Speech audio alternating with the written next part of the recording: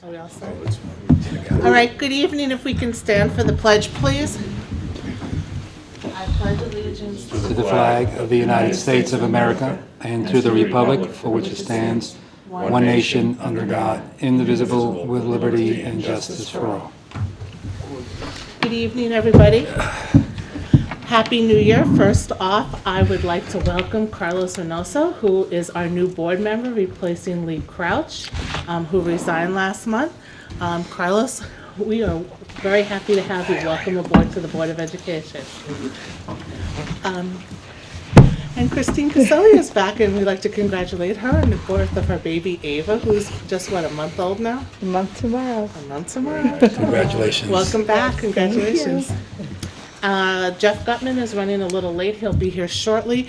George King's father is in the hospital. He called, so he's not going to be with us this evening, so we send our best wishes out to his dad on a speedy recovery. He did indicate to me that he is going to call in, so somewhere we have a phone for the budget portion of tonight's meeting. All right. And that's all I have to report tonight, and that's more than usual. All right, we will move on to the consent agenda. Do I have a motion to approve the consent agenda, please? Thank you, Mr. Gutman, from the audience. Do I have a second? Thank you, Mrs. Monaco. I have a motion by Mr. Gutman, a second by Mrs. Monaco to approve the consent agenda. Do I have any discussion on that? All right, hearing none, all in favor of approving the consent agenda? Motion passes. Thank you very much. We will move on to reports of the committees and liaisons, and we will start with our Massac Board representatives.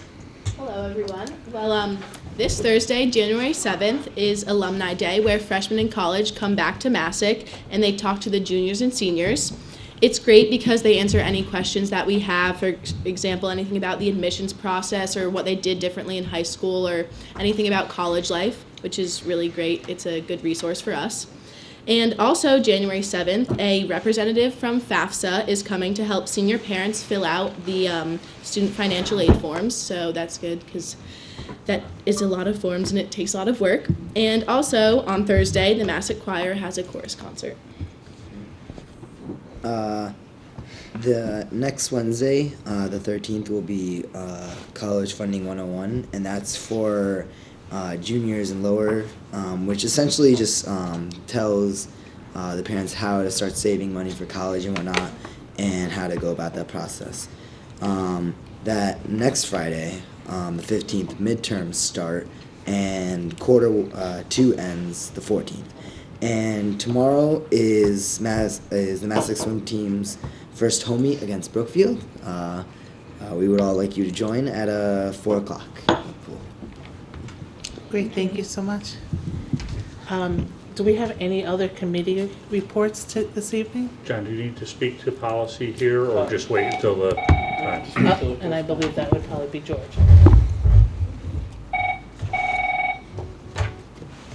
Hello, George. Okay, I'm going to put you on speaker.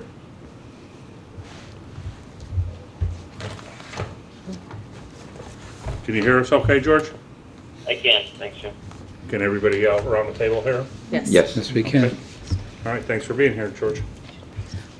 Does anybody have any other committee reports before we move on?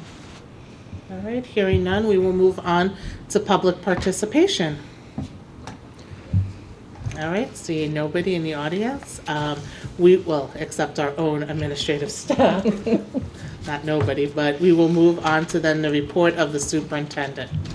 Well, first off, I'd like to thank the administrative staff for being here.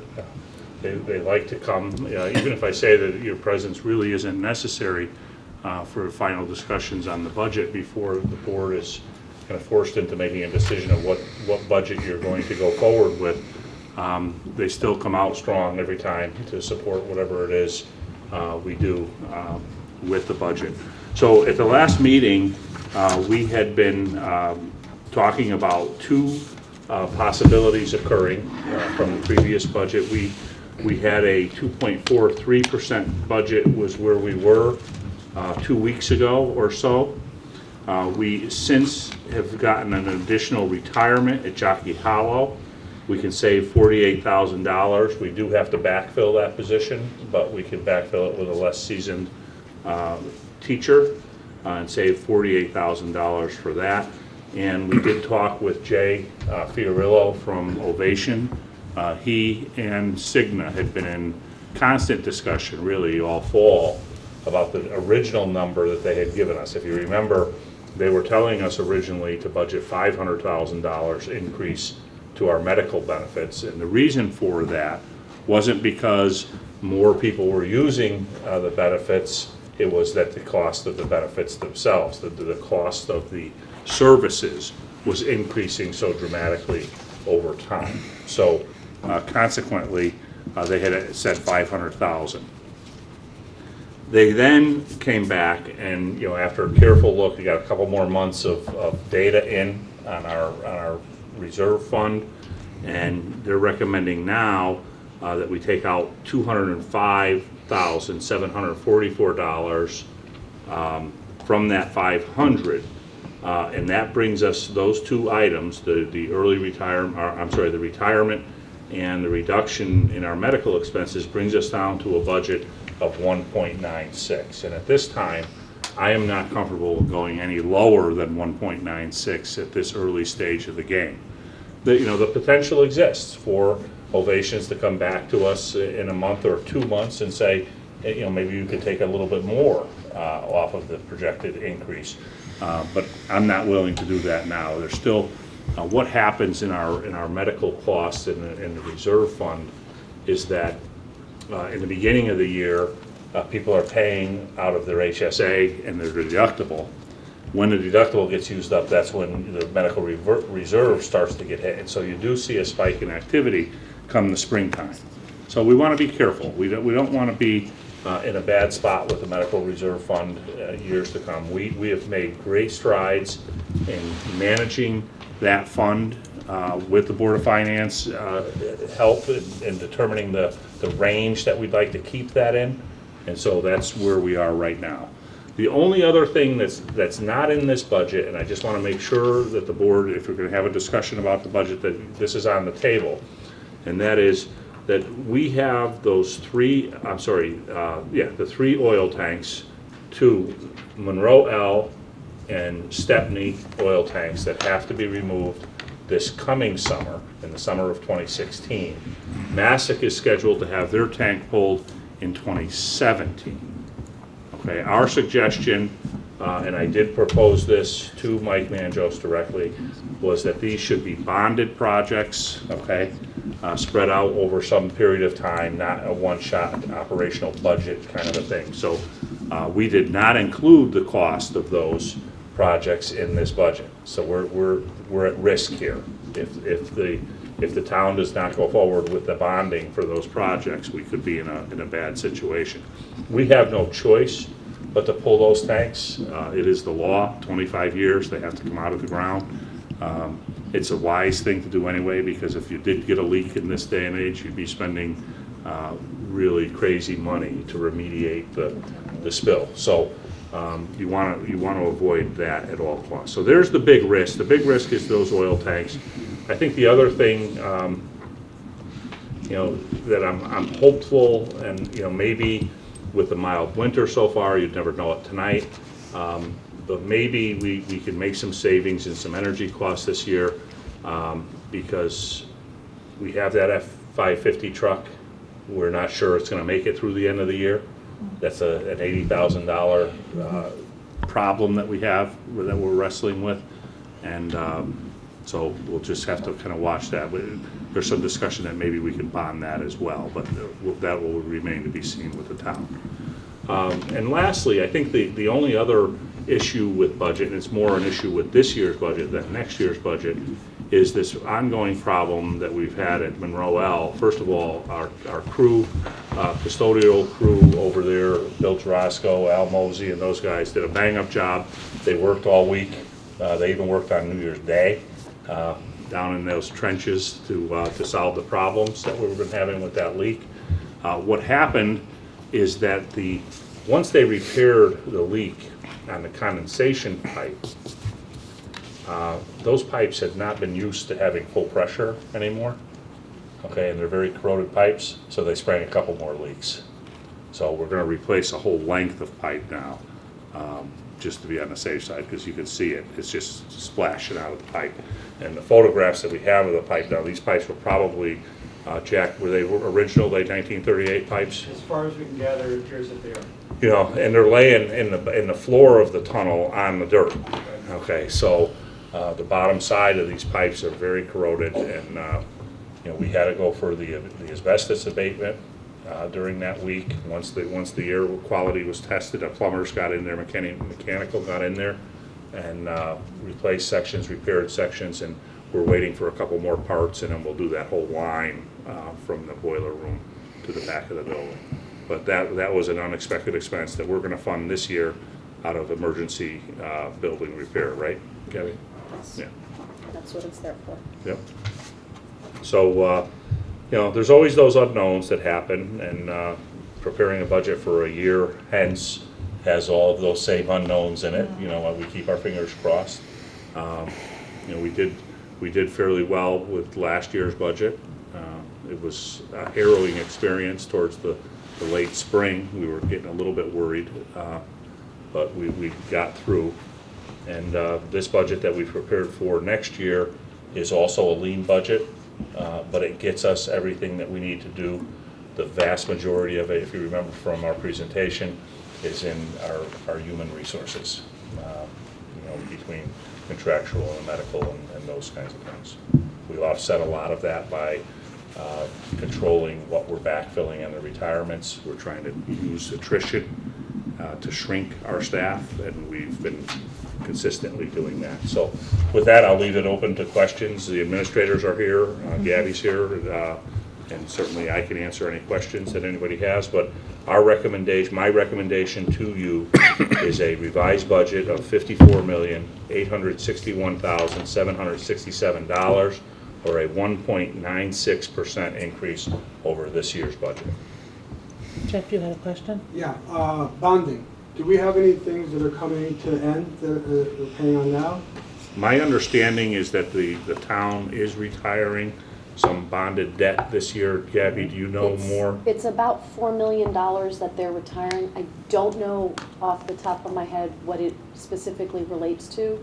I think the next pieces that are being retired that have to do with the schools would be the debt associated with the Jockey Hollow construction project, but that's probably not for a few more years, because that, if I recall correctly, those bonds were actually refinanced at a lower rate at one point, so they might be going out for a few more years. Okay, thank you. Anybody else have questions on the budget? No, I'd like to say something though. Sure. I'm just gonna echo what I said 2 weeks ago about, or how many weeks ago? 2 weeks ago. About the budget and the process, and how, you know, with Ovation's help, and I'm sure you did some pencil sharpening too, to come up with the 1.96 over last year's budget, over this year's budget. I think it's a very good start. You know, when the 2.43 came out, we all know what's going to happen with that. It's just going to get shot down regardless, and, you know, well understood. So I just want to thank Jim and John and Gabby and the administration for doing their jobs and really looking out for the best for the taxpayers in Monroe. Well, thank you, Jeff. I appreciate that. And the board and the town has my promise that, you know, if we can find any other wiggle room along the way, we'll take full advantage of it. I still say we put John in Gabby's office. I'm not saving it. Then we'd have personnel issues. We'd have to mitigate in court. All right, anybody else have questions or comments on the budget? Great. Hearing none, do I have a motion to approve the 2016-17 Board of Education budget as presented, which is a budget of $54,861,767, or a 1.9% increase over this year's spending? 1.96. Sorry, 9.6. So, thank you. Do I have a second? Second. I have a motion by Mrs. Monaco, second by Mr. Martinez, to approve the 2016-17 Board of Education budget as presented. Anybody have any discussion on that? I'd just like to remind George King on the line. George, when it comes to a vote, it's important for you to state your name and your vote. Are you still with us, George? I'm with you. Okay, great. All right, all in favor? George King, I vote in favor. All right, motion Thank you. passes unanimously. Thank you. We will move on. Do you have anything else under superintendent's report? All right. We will move on to item 8, which is presentations, which is going to be a presentation on Board of Education duties. John, I'm taking it that you're, Yeah, Jim and I are going to do this together tonight. and you're using the screen? Yes, Yes. we're going to Okay. use this. And there's a packet in front of each place, and I have some extras if you want some extra packets.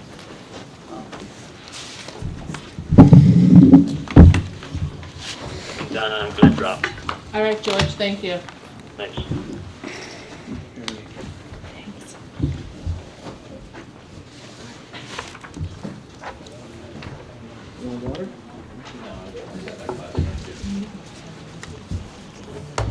Anybody else?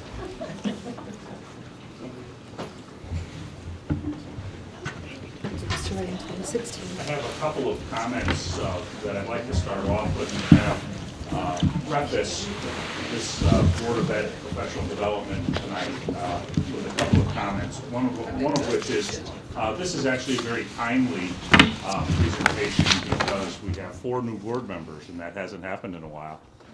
And even though John and I have met with all of the new board members as they became board members, it's still great to have this kind of a conversation and talk about board roles and responsibilities and that. The second thing I think that's really important is that this professional development series that we've been doing for the past year, right? Year and a half, was born from the Board of Education. You guys said, we want some professional development. We want to be informed about the things that are going on in the school district. And it has been a great thing for us to work on and to do these professional development activities. They're, somewhat informal, but I think the content is good. I think the information that you walk away with is very useful in your role. So, this is all part of what you do as a board, which brings me to my third comment, and that is, some of the things that you're going to hear and see today, or hear tonight, you'd say, wait, the superintendent's telling me how to be a board member? We don't do that, and you're right. There's one packet, for instance here, 10 mistakes that board members make. I'm going to mention it later in the presentation. I have never worked for a board that is almost completely devoid of these mistakes that we're going to talk about. This board, you guys have been extremely good to work with and respectful and responsible in the role that you play. And I want to congratulate you up front. You've taken this job very seriously, and I don't see the things that many boards around the state of Connecticut complain about. So, please keep that part of it as a grain of salt, okay? And And Cabe will do presentations like this to the board, but because the board works really well together, Jim and I thought we could kind of share it and not have to bring Cabe in to do that for, a 2-hour-long presentation. We can do it rather quickly. The other thing is, the last couple of years, we've gotten suggestions from the board on what PD you would like to see. And so for the new members, if there's a topic that you want us to discuss, if you could let, Donna or Jim know, then we can bring that. We try to do one a month, some kind of PD one a month. Remember we did FERPA one year. We had the person come in and talk about freedom of information. So anything that you're interested in, we can certainly do that. The first thing, your duties and responsibilities as board members is founded in the Connecticut General Statutes. In your packet tonight, you have a copy of that. It's section 10-220, duties of the boards of education. This law was actually founded, or not founded, but it was actually begun in 1650 in Connecticut. So almost 100 years or more before, we became our own nation, and we already had Connecticut laws. And I'm always very fond of reminding board members that although you're elected locally, okay, you're elected to carry out the duties expected of the State Board of Education as well.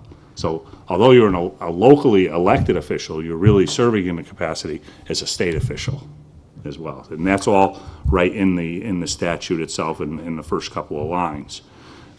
Because in one point here it says, the board is to implement the educational interests of the state as defined in section 10-4A.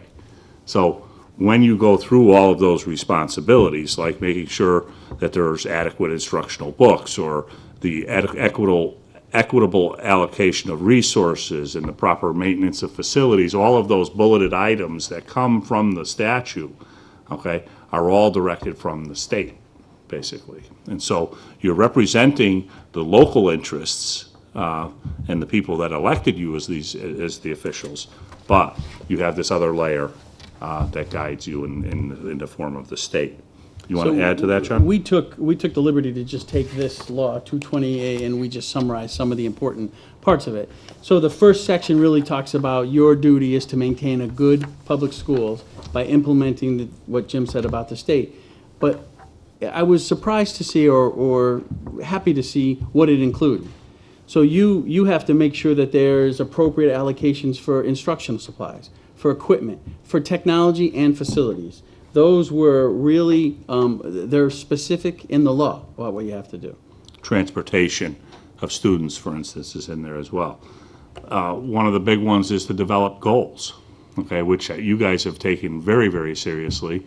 And we're in our second round of goal setting, and we're really doing a great job in really understanding what it is we want the district to accomplish going forward. So, you're certainly living up to that. Examination of data is one of those things as well, okay? You think back to every fall we do the assessment review, the graduation rates, and all of those other things that John usually walks you through to understand, are we being successful in the job that we're set about to do? Quality, we have to conduct quality air inspections, air quality inspections. Establishment of a curriculum committee was a new one. That's one of the latest additions to this statute, because it was in that legislation just a couple years ago that established a new teacher evaluation process, and you had to have the curriculum committee to do it, and the PD merged, right, John? Yes, we merged them together. Okay. And then we have to have our procedures and processes for reporting child abuse and any suspected child abuse as well. So those are things that are specific in the law. And then because we are part of CABE put, and this is in your book also, CABE put roles and responsibilities of board members. And we kind of went through this and summarized some of those things, some of the things that you do very well, and we thought we'd share some of those with you. And this is what Jim talked about, you're a state and a local official. And then there's this whole part about meeting legal and professional qualifications. And that's what it is. And basically that's just that you can't be employed by the board, and yet you'll have to live in the town. So those are the two things that it talked about when it talks about legal and personal. Right. And one of the other points I think we make pretty well in our little orientation session with new board members is that alone, a Board of Education member really has no authority in the school district or over anybody, but it's when you're in this format and are taking votes that you speak with one voice, you actually take on that role of leadership. So that's an important distinction. Policies next, and policy is really an important subcommittee of the board, and we meet all the time and we talk about a lot of policies, but that's kind of your role, is to see the big picture, make policies for the big picture, and then it's our role to implement those policies with regulations. So you don't vote on the regulations, you vote on the policy, and then you are either happy or not happy with how we implement the policy that you vote on. And so that's really, looking at the big picture is really important for the board.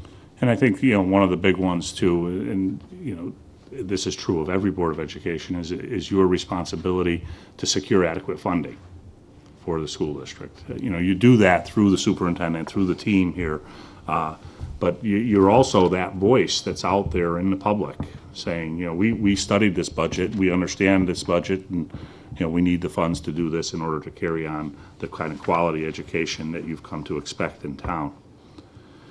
They had a point, they have something called growth in service, and once we got delved into it and really looked at it, that's really what you do. It's to be really informed about all the aspects of what's going on in the school system, so that we had the book reads the last couple of years. You're keeping current on information in the education sphere. So that's really, you guys are great at this, because we have the PD, we did the book reads the last couple of years, and hopefully we'll do book reads again, and it seems to work out.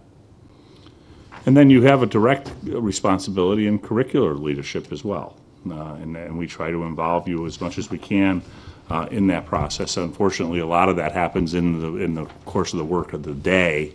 But Alan is your member on curriculum this year, and every time there's a change that's of significance, it comes through the Board of Education. I think the best example was the new math resources that we walked through all of last year. If you remember, that was a lengthy process, and you guys worked very well with us in understanding the complications of that and the implications of it, and ultimately we're starting to really see the fruits of that hard work in our classrooms today.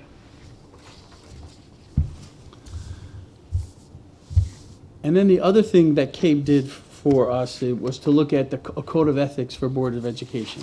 They really came up with this, and they said in 1997 is when they first developed this model for boards. And so we're just going to give you a quick synopsis of what your code of ethics that CABE said should be for board. And that first thing is that the well-being of students. That's the fundamental goal. It's what our students are doing and what we're all about. And I remind everyone that's associated with the district is in terms of employment that every role here is centered around supporting students. My role is to support students. John's role is to support students. Every custodian, every paraprofessional, every bus driver, it's all about what you're doing for the kids of Monroe. That's our job. Everything else is secondary to that support, really. And you're a staunch advocate for all students. They like if you honor all the national, state, and local laws.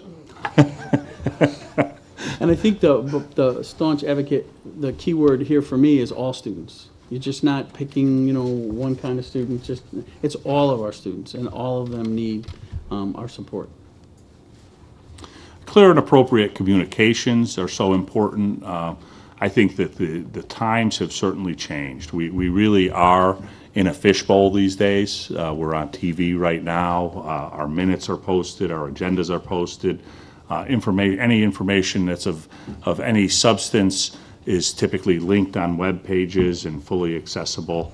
Things like instant messenger and all of those things really have created a very different environment than when I started my career in education. I mean, getting information back then was a challenge, I'm sure, for community members. But I see that as non-existent today in terms of how clear and obvious all of that information is.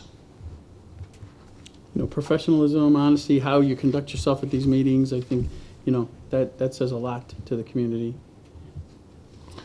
Representing the entire community is a tough one. I served on a Board of Education for 4 years back in the early 90s. And so I do have a sense of how difficult it is sometimes as a board member, because you're living in the community, you're rubbing shoulders with friends and just acquaintances and everyday citizens in town. And people feel a need to sometimes kind of latch onto you and say, how happy they are about something, right? But that's not usually the case, right? Usually when they talk to you, it's because they're unhappy about some issue. And one of the things that you have to, and I think the whole bunch of the next bullets here kind of come into play here, is that it becomes incredibly difficult for you to take a position as an individual on the board when somebody makes a complaint, because you got to hear through the whole process. We have to understand all of the community's feelings about things that are going on, and really understand that whole thing, and then work through me or through the superintendent as your agent to handle those items. We don't want you as individuals to get into a situation that's hard to defend, or you might make promises that you can't keep because you don't have, the board is not speaking, entirely of the same mind as you on that one issue. And you really are the educational leaders. You make policy, you support the teachers, you support the superintendent and the rest of us. So you are the educational leaders of the district. And, it talks about making your decision fair and without bias. And that's hard to do sometimes because we all have our backgrounds and our biases. But I think as we talk, I've seen issues around this table where we've kind of talked it out and talked it through, and people make the best decisions that come out of it. So 10 mistakes that Board of Education Board of Education members can make. Before I kind of just highlight a couple of, I'll highlight all of them. I won't say much about each one. You can read the information that's there. When I was going for my superintendent's certificate, we worked as a cohort. There was probably 10 of us in the cohort, and we traveled around on Saturdays throughout one of the school years that I was in the process, and you met with different superintendents and you talk to them about their issues or one of their pet projects that they've got going and how they're ferreting it through. In that time, the number of horror stories that I heard, it makes you sit back and say, do I really want to become a superintendent with all these things? And like I said in the beginning, I don't see much of that here, which is just astounding. But I have seen videotapes of Board of Education meetings where people have actually, get into shouting matches, they're red in the face, they're actually standing up toe to toe as if they could go at each other, and really behaving very poorly.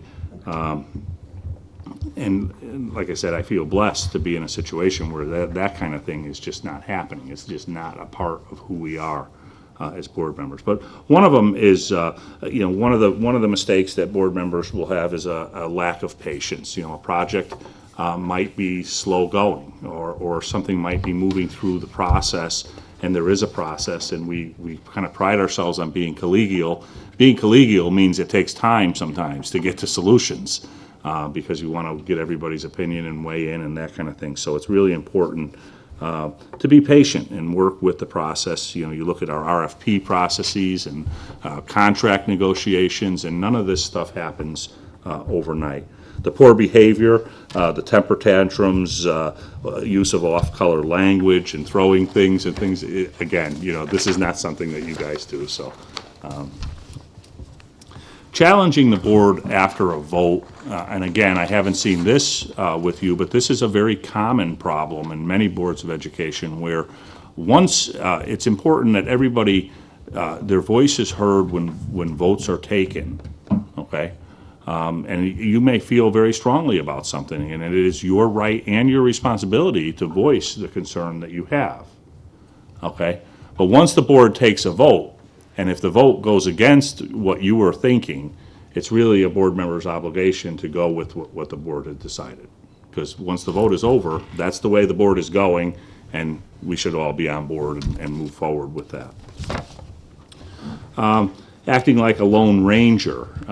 Sometimes people will see themselves as the overseer for the Board of Education, and pop into situations, school business, looking for gotchas. That kind of thing is what they're referring to here.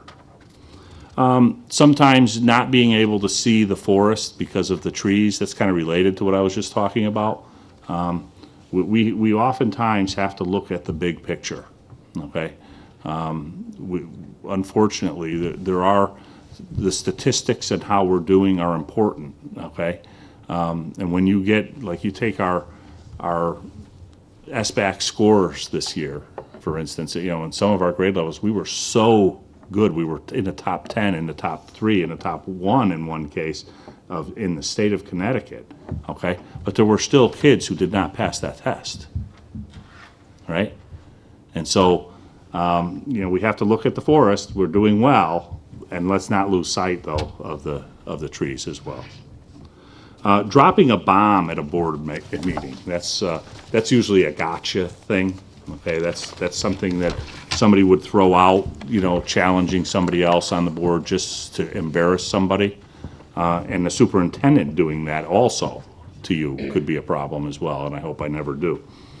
Voting along party lines and putting politics before children goes back to one of the first things in the state statute, and that is to serve the interests of the students in the town.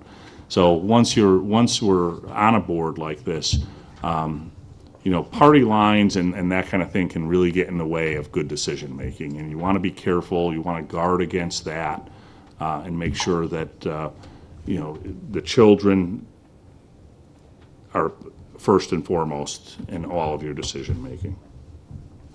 And then there's becoming a ball carrier for people with hidden agendas or having your own hidden agenda. You know, we all come to these positions with something that's a pet peeve, perhaps, or of special interest. You know, you might be interested in the facilities. You might be interested in the curriculum. You might be more interested in the contract negotiations. But, you know, but you have to play in all the fields, okay? Even though you might have one particular area that you're most passionate about. Executive sessions and speaking out publicly about confidential items, again, I haven't seen that as a problem here. So I just don't see it here. And put the board above family and business. You know, it's important that we all keep our perspective about what it is gives us our greatest joy and reward in life. And the board is a very important thing, but it should never take precedence over what you do with your families and the other things. And the last thing we put in there is just a glossary of terms. We use a lot of the alphabet soup in education. You know, we use a lot of jargon, and this just helps in case we do something and we don't just, you know, don't give you what they, you know, describe it fully for you. So that's kind of what we put together. Some of you saw it in the packet that we gave you from CABE, but we wanted to just share it as part of the PD this time. And CABE has really been wonderful in supplying us this kind of information. I mean, you know, they're quick to update things as the state statutes change, especially in regards to the policy stuff. I mean, John's management, you know, I'd like to congratulate John and George King for their management of the policy committee and all the work that's in there. But I mean, every second board meeting, they're focused on policies for the past, what, 4 or 5 years now. We're just going right down the list. Going right down the whole list. I mean, you can't ask for cleaner and more up-to-date policies than what you've established here. Questions? So, you know, I don't want to poke anybody with a stick, but I feel the need to ask. After our last discussion last week, the reason why this came up was residency. Was anything ever found out about what the term residency, how Connecticut sees it, or is it the way Monroe sees it, or is it the way we as a Board of Ed see it? this PD was not born out of last meeting's residency issue. We have For the year. we have an agenda for the whole year Okay. of all of these PDs. Well, I guess they It just is kinda fell into timely. place. It It's is not timely. coincidental, There's no yeah. question, but it was not the purpose behind this. Well, Okay. that's good. But was there anything ever found out about that? No, the policy, the law talks about being an elector in the town. Mm-hmm. So, it doesn't really say what residency is, or I couldn't find anything anyway. Okay. on what that I mean, the means. closest thing was the town charter, which said that you had to be a resident of town. Okay? So I know that the distinction that's made, in referenda votes, for instance, you can vote in a town referenda if you don't live there, if you hold property there. Correct? Yes. Yes. Okay. At least $1,000 So, on the grant. so you could do that. Yeah. But the way the charter reads is that you need to be a resident, okay? Now, what causes someone to be a resident here? Does it mean you sleep here every day? Does it mean you own a home Well, it's owner and occupied. travel? Yeah, I don't think You it's know. owning property because you could rent. That's here right, and you be a could rent, resident. that's right, It's an owner occupied Right. property. right. So, I mean, that was a questionable thing, clearly, some gray in Yeah, there. it's got, it's a little gray. Yeah. Okay, it's something we can look into then. Okay, thank you. That was a wonderful presentation. Anybody else have questions? I'm sorry, Alan. I like the behavior contracts. Those Yeah, are, there were a few. we use those with little kids in the school. So. There are a few statements that board members can make when people want them to make decisions, just so if they gave you, memorize this, it talks about what you could say to a citizen who says, I want you to do this for me. And I think That was that statement is actually a very good one in there, and it's not a bad one to practice, because it can keep you out of getting yourself into an awkward situation, so. And we've had a lot of experiences on this board where, you give us a call and say, somebody had this problem. I told them to contact the superintendent or contact you if it was policy or whatever, and you let us know, just give us a heads up. I think that happens more than not. That you tell them to call us. And the whole, the hierarchy structure that we have, very often, somebody will jump over a building principal, for instance. A parent might jump over a building principal with a problem. And typically I say, I'm gonna hear, they call me up, I say, look, I want to understand what your problem is, okay? But I really would appreciate if you went back to the building principal to discuss it. And then if you're not satisfied with what happened there, then give me a call back.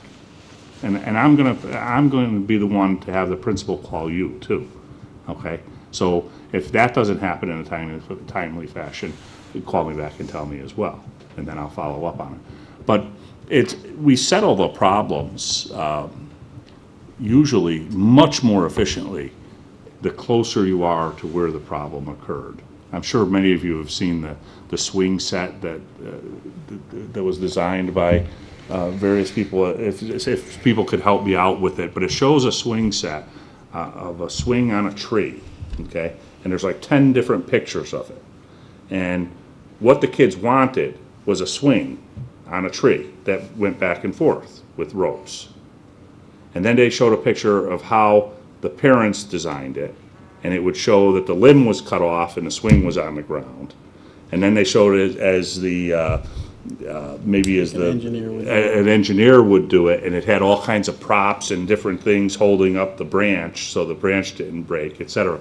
And what did the kids want? They wanted this swing that worked, and it was solved. The kids could have solved the problem.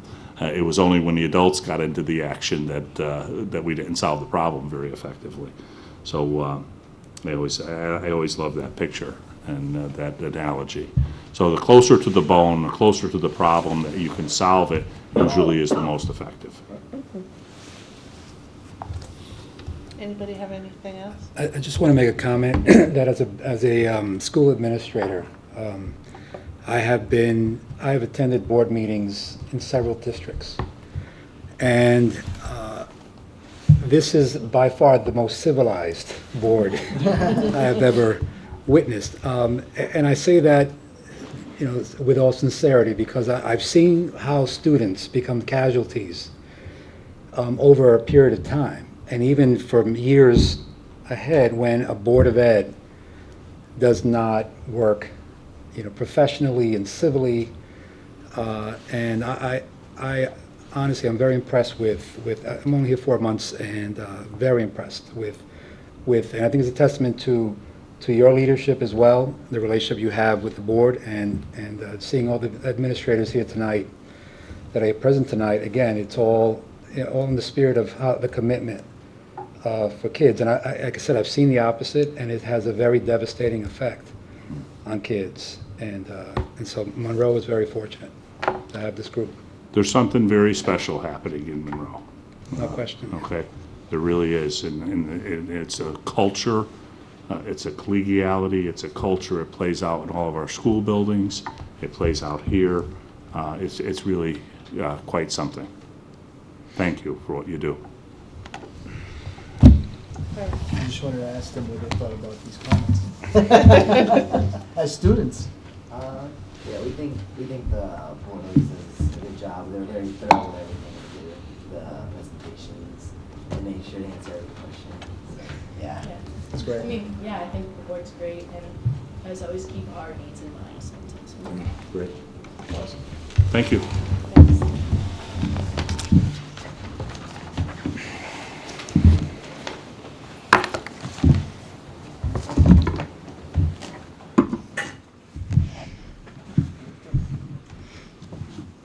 All right. There is no old business, so we will move on to new business. Item A is to set the date for the Board of Education self-evaluation and also the superintendent's evaluation. And just background to new board members, every year the Board of Education uses a form which John is going to find and send out to all of us that fills out, we fill it out. It will ask different questions. It'll ask different ratings on how we feel as a board we're doing in specific categories. We will send that back to John.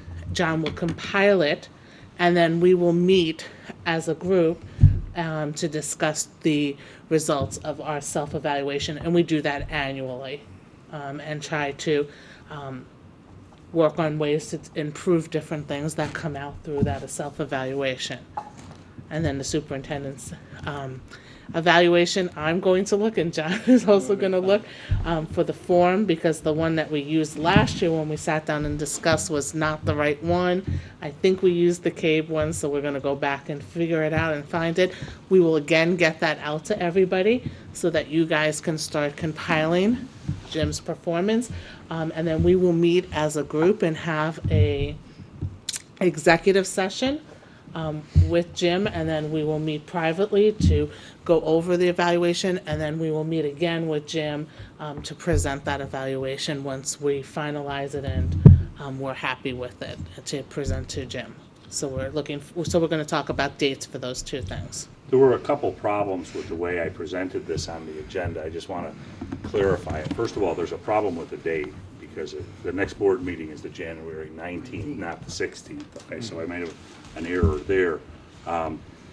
That's one problem. The other problem is that you cannot have, you can't just have an executive session. You have to go into a meeting where there is an item on an agenda. And you can say on that item that executive session anticipated, but you have to vote in the meeting to go Correct. into executive session, okay? So there's two ways that we could do this. We could choose a date to do this by, and it doesn't have to be the 19th. It could be a February date too. I wouldn't go much further out than February though. But we could also, the reason why the 19th looked good is because we could actually have a special Board of Education meeting at 6:30 that evening, because there's no committee meetings ahead of time. Have an agenda item that says, you know, Board of Education self-evaluation, superintendent's mid-year evaluation, executive session anticipated for that special meeting, conduct the meeting, or we could add it to that evening's agenda and have it, and then go into an executive session there. The only reason why I was thinking of the before and doing it as a special meeting is to keep the evening to the short side for you guys, you know, not go as late. So that was the only reason why I was kind of poking it out there at the 6:30 time. Right. So it's really your call. Can I ask you a question? Sure. Sure. So for January 19th, would you want all the responses back and compiled by See, then? I would say that's probably not realistic, Okay. especially for the self-evaluation. I mean, certainly for the superintendents, really that meeting would be John sending out or myself sending out the form, everybody kind of thinking about and jotting down notes, us meeting with you in executive session, you going over anything that you'd like to present as we've done in the past, and then us sitting down and actually going through us compiling the evaluation. So for the superintendent, I think we're good for the 19th to do that, whether it's at 6:30 or it's during the course of the meeting. Probably for the self-evaluation, we'd probably need to look out a little bit further, because that, I would say, by the time we get that out, it is kind of a little lengthy to write. Some people just circle numbers and don't write comments. Some people write comments. So to compile that and try to do that same night, I don't think that's, I don't The think. next time we have a board meeting that does not have committee meetings prior is March 7th. Right. Would it be okay if we did this electronically, like on Google Forms, and I could send it to everybody, they could, Sure. everybody okay with that, since we're going Sure. paperless? All right, I'll look for that, what we did yesterday, I'll show it to you, and then we can go from there, put it Okay. on the Google Form. Right. So I think for the superintendent's evaluation, I think the 19th is okay. Alan? I found the superintendent's evaluation form. I Oh, just emailed perfect. it to you. Perfect, thank you so much. So I will get that out then, and that was probably my thing clicking. I will get that then out tomorrow. So I think for the superintendents, I think we can, I think we're good for the So 19th. are we gonna do it at 6:30, or we're gonna keep a light We could do, agenda? we could, Whichever. we could keep a light agenda and do it in the board meeting. You want, if like. everybody want to do We don't have anything that? that we need to vote on in the next couple of weeks. No. No policies that are going through. The budget's the budget right now. Is everybody good with that? We'll do it as part of the meeting and keep the agenda light, and then just meet at 7:30? Perfect. All right, and then, so you said March 7th would be the next one that there's no committee reports? Correct. Is everybody good then with the self-evaluation being March 7th? And do that at a 6:30, or do you want to build it into the board meeting? What does everybody want to do? I'm open to what everybody prefers. Do we want to build it in or do it before? We could just keep a light agenda again and just have it being, Do it as part of the In meeting? the meeting? Okay, perfect. So we will get those out to you. Once I get home this evening, I will, or tomorrow morning, either tonight or tomorrow morning, I'll send out the superintendent one, so you can start looking at that, and we can be prepared for that for next time. Great. Okay, great. All right, item B is policies first review. Since George is not here, I'm going to let John talk about it. Okay, the first policy is policy 5131.1, and that's bus conduct. And again, we are going down our list of 5,000 policies, so this is the next one on our list. We did see one of the changes that Cabe recommended, so we just added in blue, referring to our suspension policy. Cabe suggested that we did that. So this is just a tweak from Cabe, suggesting that we put in that, refer to our suspension policy.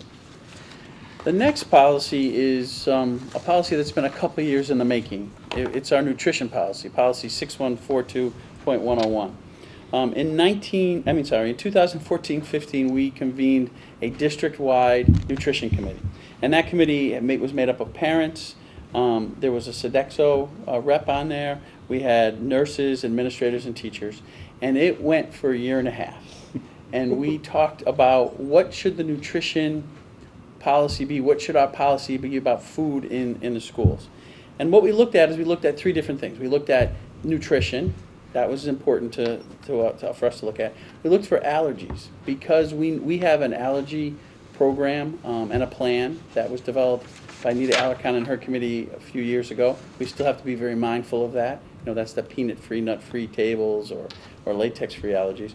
And then we did look at food coming into the building from home. That was homemade, not in original packages. So the nutrition committee put together some recommendations to the policy committee, and then the policy committee looked at it. And so what you're seeing now in blue is the changes. And basically what we're saying is during school hours, there will only be food used from the recommendation or the approval of the principal. So a teacher can't say, you know what, I'm going to have a party every week. There needs to be some discussion with the school principal about when it's appropriate to have celebrations in the building. In the middle school, that might mean team celebrations, At the high school, it could mean department celebrations, but the principal is going to be the person that's going to look at that. We are going to follow during the school day the healthy food snack snack options, and that's listed. There's a website there. It's listed there because we buy into the healthy food snack and we get money from the government because of it. We are going to use those healthy food snack options for anything that happens during the school day. That takes into account nutrition, it takes into account allergies to some degree, and it also is packaged food. It's nothing coming from home that's not packaged. So we looked at that during the school day.